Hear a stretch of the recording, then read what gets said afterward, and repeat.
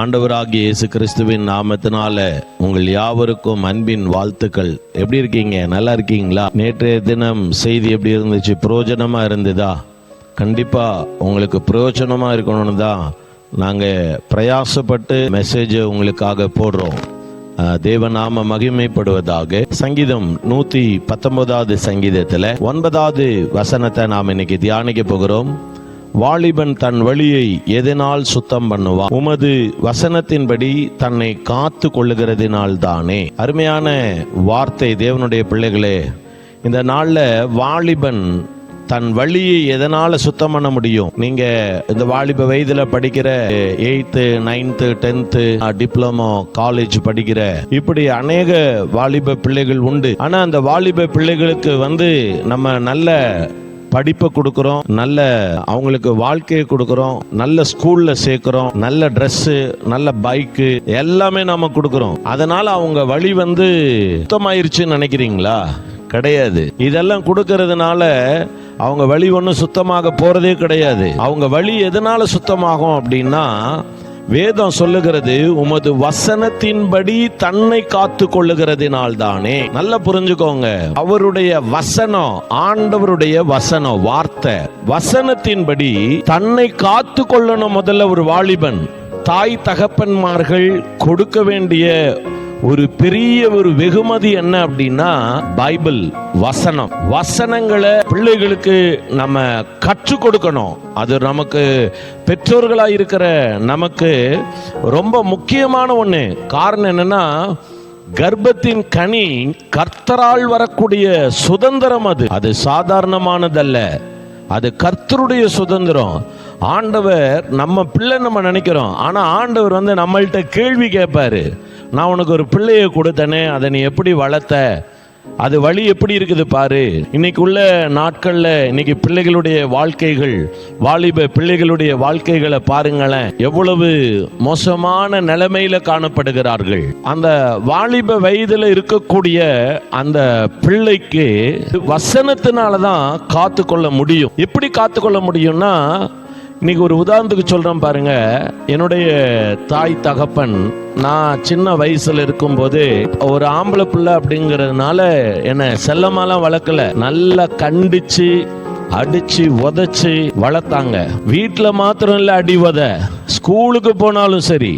அங்க வாத்தியார்கிட்ட சொல்லியிருக்கிறாங்க. என்ன சொன்னாங்கன்னா, சார் கண்ணை மட்டும் விட்டுருங்க, மற்றதெல்லாம் உங்களுக்கு சொந்தம். என் பிள்ளை நொண்டியானாலும் பரவாயில்ல, படிக்கலைனாலும் பரவாயில்ல, ஒழுக்கமுள்ள பிள்ளையா இருக்கணும் கண்டிக்க சொல்லி ஆசிரியருக்கு என்னுடைய தகப்பனார் பர்மிஷன் கொடுத்தார். அது மாத்திரம் இல்ல, வீட்டுல இருந்தா மாத்திரம் இல்ல, ஸ்கூலுக்கு போனாலும் தப்பு பண்ணா அடி விழுவோம், வீட்டுல இருந்து தப்பு பண்ணாலும் அடி விழுவோம். அதே மாதிரி பாதையில போகும்போது லெப்ட்ல போகாம ரைட்ல போனோம்னா ரோட்ல போறவங்க பெரியவங்க அடிப்பாங்க, கண்டிப்பாங்க. அப்ப எங்க பார்த்தாலுமே ஒரு கண்டிப்பு இருந்தது, சிக்ஷை இருந்தது. அதனால இந்த வாலிப வயதுல கர்த்தர் என்ன 26 வயதுல ஆண்டவர் என்ன தொட்ட போது இந்த வேத வசனங்கள்லாம் கை கொள்றதுக்கு எனக்கு ரொம்ப ஈஸியா இருந்துச்சு. காரணம் என்னன்னா, இங்க வேத வசனம் சொல்லுது, நீதிமொழியினுடைய புஸ்தகம் 22:15 சொல்லுது, பிள்ளையின் நெஞ்சில் மதீனம் ஒட்டி இருக்கும், தண்டனையின் பிரம்பு அவனை விட்டு அகற்றும் என்று சொல்லப்பட்டிருக்கிறது. பிள்ளையின் நெஞ்சில மதீனம் ஒட்டி இருக்கும். ஏன்னா சங்கீதம் 51:5 சொல்லுகிறது, என் தாய் என்னை பாவத்தில் கர்ப்பம் தரித்தாள், நான் துர்குணத்தில் உருவானேன் என்று வேதம் நமக்கு அழகா போதிக்குது.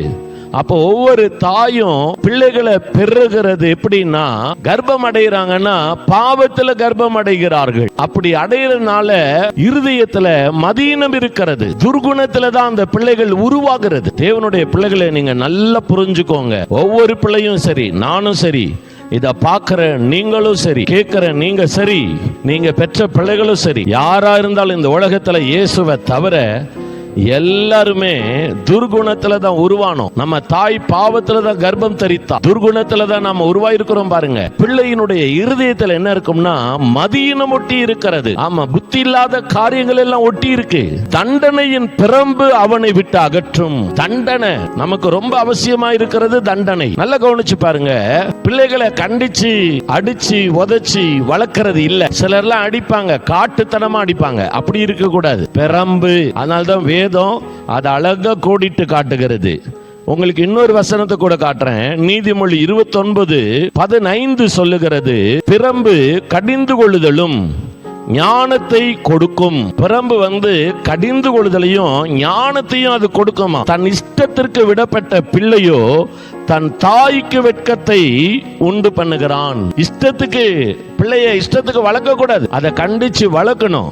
அப்படி கண்டிச்சு வளர்க்கறதுனால நிறைய நன்மைகள் உண்டு. என்னன்னா, ஒண்ணு மதியினத்தை நீக்கும், புத்தி இல்லாத காரியங்கள் எல்லாத்தையும் எடுத்து போடும். அதே மாதிரி நன்மை தீமைய உணர வைக்கும். மூன்றாவது காரியம், நியாயத்திற்காக போராட வேண்டும் என்கிற ஒரு உணர்வு வெளிப்படும் நமக்கு. இவங்க தப்பு பண்றாங்க, அநியாயம் பண்றாங்க, அதை தட்டி கேட்கணும் அப்படிங்கிற அந்த உணர்வுகள் வரும்.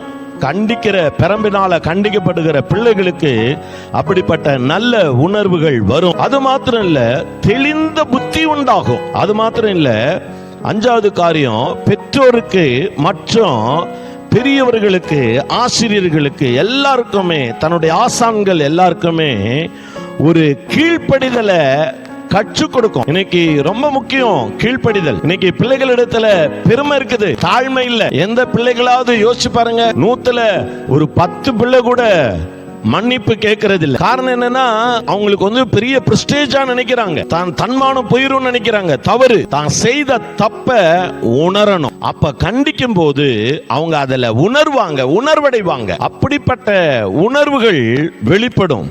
நீங்க சாதாரணமா நீங்க நினைக்காதீங்க. இன்னும் வேதம் சொல்லுது, நீதிமொழியினுடைய புஸ்தகத்துல முதல் அதிகாரத்துல 2, 3, 4, 5 வசனங்கள் சொல்லுது, ஞானத்தையும் போதகத்தையும் அறிவையும் புத்திமதிகளையும் உணர்த்தும். இந்த வேத வசனமாகப்பட்டது. வாலிபன் தன் வழியை எதனால் சுத்தம் பண்ணுவான்? உமது வசனத்தின்படி தன்னை காத்துக் கொள்கிறதுனால் தானே. அப்போ அந்த வசனமானது அந்த வாலிப பிள்ளைகளை பாதுகாக்கும். இன்னைக்கு பாருங்க, நிறைய வாலிப பிள்ளைகள் பாருங்க, ஞானம் இல்லாம பைக் ஓட்டிட்டு போய் ஆக்சிடென்ட் ஆகி சாகுறாங்க. போற ரூட்ல கார் போகுது இல்ல பஸ் போகுதுன்னா, பக்கத்துல இன்னொரு லாரி போகுதுன்னா, இது ரெண்டுத்துக்கும் நடுவுல போறான் இன்னைக்கு. அப்ப என்ன அர்த்தம்? ஞானம் இல்லாதனால தானே. அந்த ஞானம் இருந்திருந்தா அவன் அப்படி போவானா? யோசிப்பான்ல, ஐயோ இப்படி போனோன்னா ஆக்சிடென்ட் ஆனா என்ன பண்றது அப்படிங்கிற அந்த உணர்வு வரும்ல. இன்னைக்கு அந்த உணர்வே வர மாட்டேங்குது. எவ்வளவு ஸ்பீடு போக முடியுமோ அவ்வளவு ஸ்பீடு போறான். காரணம், வாழ்க்கையில கண்டிப்பு இல்லாததுனால, ஞானம் இல்லாததுனால, போதகம் இல்லாததுனால, அறிவு இல்லாததுனால, புத்திமதிகள் இல்லாததுனால அவன் வாழ்க்கையில மரணத்தை சம்பாதிக்கிறான். அப்படி இருக்க கூடாது. தேவனுடைய பிள்ளைகள், சபையில் இருக்கிற வாலிப பிள்ளைகள்லாம் எப்படி இருக்கிறாங்க? இன்னைக்கு சபைகள்ல தான் காதல்லாம் வளருது. அப்படிப்பட்ட இடமாங்க சபை. இது என்ன சினிமா தியேட்டராது? யோசிச்சு பாருங்க. இது என்ன கல்யாண மண்டபமா இல்ல பஸ் ஸ்டாண்டா? காதல் வளர்க்கிற இடமா இது? இன்னைக்கு என்னென்னலாம் சபைக்குள்ளார நடக்குது யோசிச்சு பாருங்க. கொஞ்சமாவது அதை நாம உணரணும் தேவனுடைய பிள்ளைகளே. அதே மாதிரி பாருங்க, வேத அறிவு நம்மளை எப்படி காத்துக்கொள்ளும்னா, விவேகம், நீதி, நியாயம், நிதானம் என்பவைகளை பற்றிய உபதேசங்கள் எல்லாம் பைபிள்ல இருக்குது. இதோட மாத்திரம் இல்லைங்க, இவைகள் பேதைகளுக்கு வினாவையும் வாலிபர்களுக்கு அறிவையும் விவேகத்தையும் கொடுக்கக்கூடியது. அறிவை கொடுக்கும், விவேகத்தை கொடுக்கும். வேகம் இருக்கும், விவேகம் இருக்காது. இன்னைக்குள்ள வாலிபர்களுக்கு பொறுமையே கிடையாது, கொஞ்சம் கூட பொறுமையே இல்லை. அப்படி இன்னைக்கு வாலிபர்கள் அப்படியெல்லாம் இருக்கிறாங்க. இந்த வாலிப வயது அருமையான வயது. இந்த வாலிப வயதுல தேவன் உங்களை நேசிக்கிறார், உங்க பிள்ளைகளை நேசிக்கிறார். நல்ல வசனங்களை உபதேசம் பண்ணுங்க, வசனங்களை பிள்ளைகளுக்கு கற்றுக் கொடுங்க, நல்ல நீதிமொழி புஸ்தகங்களை வாசிக்க சொல்லுங்க. ரொம்ப முக்கியமானவைகள். நீங்க இன்னும் அதுல பாத்தீங்கன்னா 5வது வசனம் சொல்லுது, புத்திமான் இவைகளை கேட்டு அறிவில் தேர்வான். வீட்டுல அம்மா அப்பா பைபிள் படிக்க சொல்றாங்கன்னா பிள்ளைங்க இன்னைக்கு படிக்க மாட்டேங்கிறாங்க. அப்படியெல்லாம் இருக்க கூடாது. நீ அறிவில தேரணும். நல்லா படிச்சு ஃபர்ஸ்ட் கிளாஸ்ல மார்க் வாங்குறதெல்லாம் பெருசு இல்ல, அது ஒரு பார்ட் இருக்கட்டும். வாழ்க்கையில் அது ஒரு பார்ட் இருக்கட்டும். உங்க அம்மா அப்பா நீ நல்லா இருக்கிறத பார்க்கணும். வாலிப பிள்ளைகளுடைய மரணத்தை பெற்றோர்கள் பார்க்க கூடாது. இன்னைக்கு நிறைய தற்கொலைகள்லாம் நடக்குது. இதுக்கெல்லாம் என்ன காரணம்? அந்த அறிவு, விவேகம், ஞானம், புத்தி இதெல்லாம் இல்லையே. இல்லாததுனால தானே இதெல்லாம் நடக்குது. தயவு செய்து தேவனுடைய பிள்ளைகளே, இப்படி எல்லாம் இருக்காதீங்க. அம்மா அப்பாவை கலங்கடிச்சிடாதீங்க. அம்மா அப்பா சொல்றத கேளுங்க, போதகர் சொல்றத கேளுங்க. உங்களை கண்டிக்கிறதுக்கு நல்ல போதகர், நல்ல ஒரு தாய் தகப்பனை ஆண்டவர் கொடுத்திருக்கிறார். அதை பயன்படுத்திக் கொள்ளுங்க. உங்களுக்கு ஒரு சம்பவத்தை சொல்றேன். நான் பிசினஸ் பண்ணும்போது என்கிட்ட ஒரு தம்பி வேலை செஞ்சா பண்ணும்போது ரொம்ப அடிச்சு கண்டிச்சு திருத்துவேன். ஆனா அதே பையன் பாத்தீங்கன்னா கிட்டத்தட்ட ஒரு 20 வருஷம் கழிச்சு அந்த தம்பி என்ன வந்து சந்திக்கிறான். என்ன கேக்குறான், என்ன தெரியுதா அப்படின்னு. தம்பி தெரியல யாரு அப்படின்னு. அவன் சொன்னான், அவன் பேரை சொல்லி சொன்னான். சொல்லுப்பா என்ன அப்படின்னு. அண்ணே நான் ரொம்ப குடிச்சு வீணா போறேன்னு, தயவு செய்து நீங்க இருக்கிற இடத்துக்கு என்னை கூட்டிட்டு போயிருங்க. நான் உங்களோட இருந்தேன்னா நான் நல்லா இருப்பேன். ஏன்னா நீங்க தான் என்னை கண்டிச்சு அடிச்சு உதைச்சி அன்னைக்கு சின்ன பிள்ளையில என்ன வளர்த்தீங்க. நான் நல்லா இருந்தேன். இன்னைக்கு என்ன கண்டிக்கிறதுக்கு அடிச்சு உதைக்கிறதுக்கு ஆள் இல்ல. இன்னைக்கு ரொம்ப குடிகாரனா நான் இருக்கிறேன்னு சொல்லி வந்து அந்த தம்பி அழுதா. தேவனுடைய பிள்ளைகளை திருந்துறதுக்கு வாய்ப்புகள் ஆண்டவர் நமக்கு கொடுக்கிறார். தயவு செய்து சொல்லுகிறேன், ஆண்டவர் உங்களுக்கு கொடுத்த வாய்ப்பாக நீங்க பயன்படுத்தி தேவனை மகிமைப்படுத்துங்க. உங்க பிள்ளைகளுக்கு வசனம் சொல்லுகிறது போல பெற்றோர்கள் உங்க பிள்ளைகளுடைய பிள்ளைகளை காண்பார்கள் என்ற வசனத்தின் அடிப்படையில் பிள்ளைகளுடைய பிள்ளைகளை நீங்க காணணும். காணும்படி உங்க பிள்ளைகளுக்கும் உங்களுக்கும் ஆண்டவர் நல்ல ஆயுசு நாள கர்த்தர் கூட்டி கொடுப்பாராக. நல்ல ஆயுசு நாள கர்த்தர் கூட்டி கொடுத்து உங்க பிள்ளைகள் இந்த வாலிப வயதிலே அவர்களுடைய வழிகளை அநேக விதமான மது, விபச்சாரம், போதை, அநேக விதமான காரியங்கள் இது எல்லாத்தையும் எடுத்து போடக்கூடியது சத்திய வேத வசனம். அந்த சத்திய வேத வசனத்துக்கு உங்க பிள்ளைகளை ஒப்பு கொடுங்க. பெற்றோர்களா இருக்கிறவங்க, சிறு பிள்ளைகளை வச்சிருக்கிறவங்க, பெரம்புனால தயவு செய்து பிள்ளைகளை கண்டிக்காம விட்டுறாதீங்க. அந்த பிள்ளைகள் வீணா போயிரும். கர்த்தர் எடுத்து பயன்படுத்தவே மாட்டார். நீங்க உங்க பிள்ளைகளை வேணா ஊழியத்துக்கு நான் ஒப்பு கொடுக்கிறேன் அப்படின்னு சொல்லி நீங்க ஒப்பு கொடுப்பீங்க. ஆனா ஒப்பு கொடுத்து தேவனுடைய ஊழியத்துக்கு கொடுப்பீங்க. அந்த பிள்ளைங்க என்ன பண்ணும் தெரியுமா? தேவனுக்கு விரோதமா அங்க வந்து நிற்கும். தேவனுக்கு விரோதமா பாவம் செய்யும். யோசிச்சு பாருங்க. காரணம் என்ன? நீ பிள்ளைகளை கண்டிச்சு உதைச்சு வளர்க்கல. நீங்க தான் வந்து பிள்ளைகளை நான் வந்து என் பிள்ளைய ஊழியத்துக்காக கொடுக்கிறேன்னு சொல்லி நீங்க தான் கொடுத்திருக்கிறீங்க. ஆனா கர்த்தர் கேட்கவே இல்லை, கேட்க மாட்டார். ஏன்? நீ கண்டிச்சு உதைச்சு வளர்த்து உன் பிள்ளைய நீ எப்பெல்லாம் கண்டிக்கிறியோ அந்த பிள்ளைய நீ செதுக்குற ஒரு நல்ல ஒரு சிற்பமா, பிள்ளைய நீ செதுக்குற ஒரு சிற்பாசாரியா கர்த்தர் ஒன்ன வைக்கிறார். உன் கையில இருக்கிற பெரம்பு அந்த பிள்ளைகளை சின்ன வயதுல இருந்து செதுக்கணும். சில சவுக்கு மரங்கள்லாம் வளரும். மலை பிரதேசங்கள்ல பாத்தீங்கன்னா நல்ல மரங்கள்லாம் வளரும். அந்த மரங்களை வைக்கும் போது அந்த தோட்டத்தில் உள்ளவங்க சைடுல வரக்கூடிய கிளைகளை சின்னதுல இருந்து அதை கட் பண்ணிக்கிட்டே போவாங்க. அதை கட் பண்ணி போக போக போக போக பாத்தீங்கன்னா எந்தவித கிளைகள் இல்லாம கண்ணா புண்ணான்னு வளராம அந்த மரம் நேரா வளரும். ஏன் தெரியுமா? அப்பதான் அந்த மரத்துக்கு வேல்யூ ஜாஸ்தி. அந்த மரம் நல்ல விலைக்கு போகும். நல்ல வேலைக்கு அது பயன்படுத்தப்படும். அதே போலதான் கிளைகளை நறுக்கிறது போல உங்க பிள்ளைகளுடைய சேட்டைத்தனத்தை பெரம்புனால நீங்க நறுக்கிறது நல்லது. அப்படி நறுக்கும் போது அந்த பிள்ளைகளுக்கு வசனங்களை போதிக்கும் போது